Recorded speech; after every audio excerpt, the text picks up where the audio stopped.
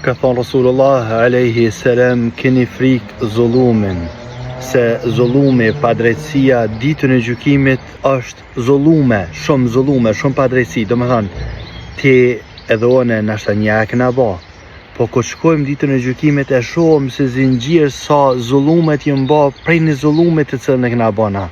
Allahu azza wa jalla na ruajt. Ka kallzu Muhamedi alayhi salam në hadith që ka thonë Allahu azza wa jalla.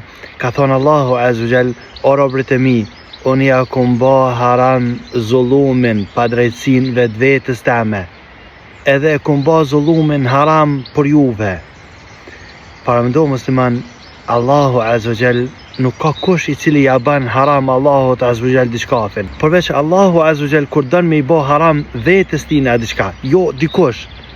Ama ai i cili ja ban haram vetës tina zullumin, pastaj ta ban haram ty që sajna e thua drejtësi. Çka është drejtësi?